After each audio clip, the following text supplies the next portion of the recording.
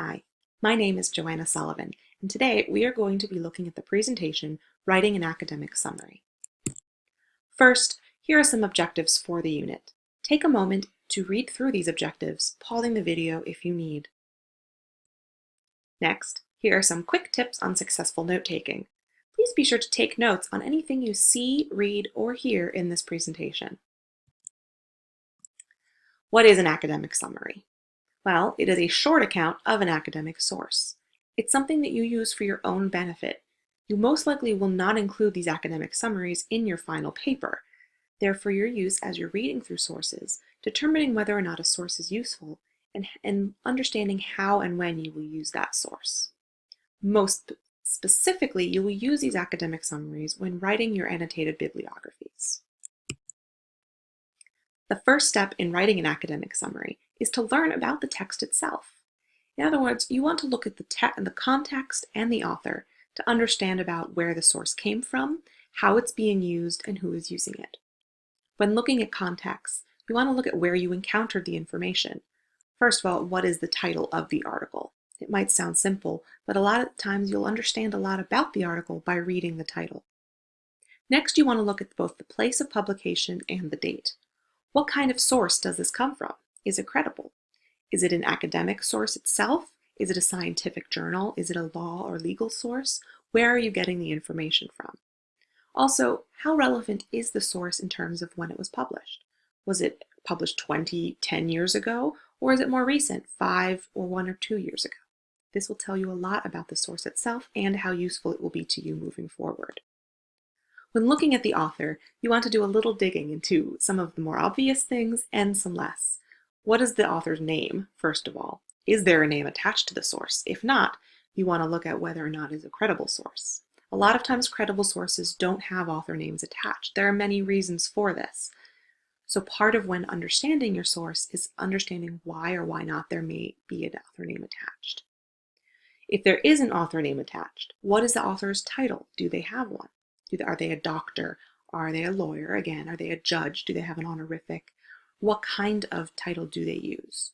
And what are their credentials? What gives them authority to write about the topic?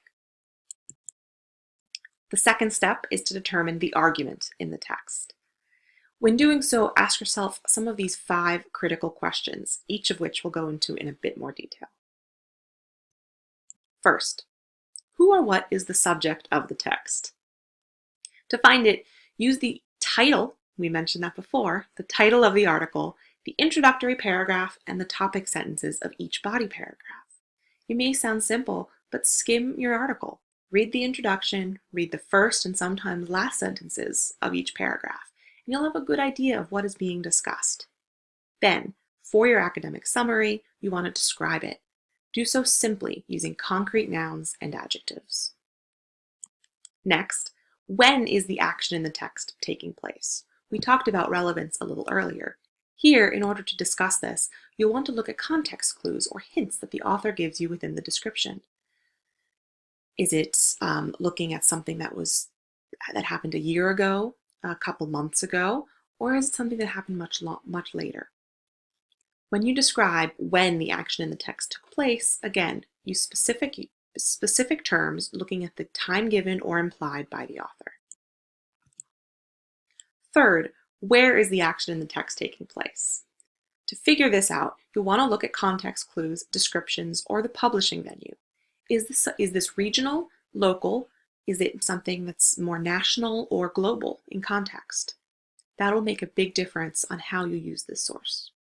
Next, when describing where the action takes place, use the setting, mood, and/or time within the text. Fourth, how does the author support his or her central idea? To find that, you'll want to look at the author's evidence for their opinion. What kind of evidence is used? Do they use a data set? Do they use quotations from interviews?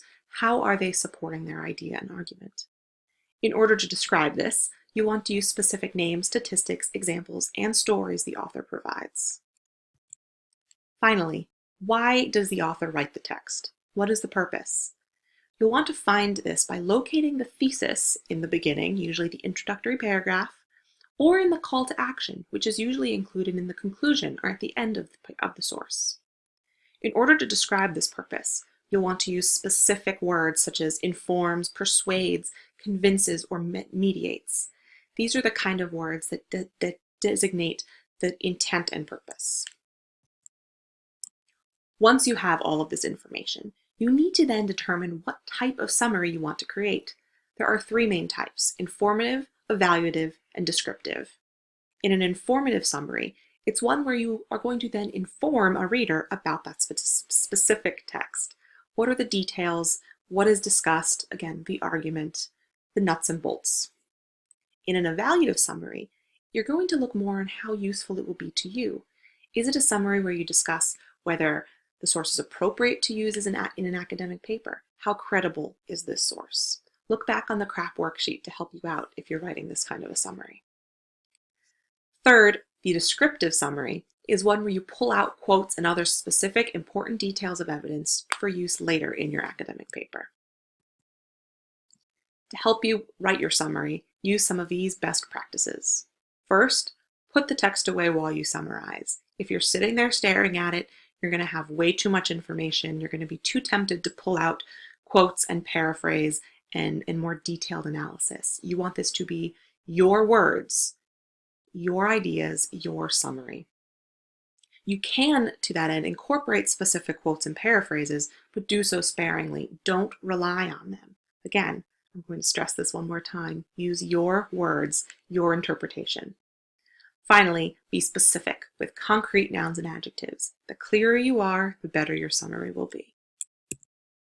Finally, if you have any questions, feel free to email me or post them on the discussion board. Thank you.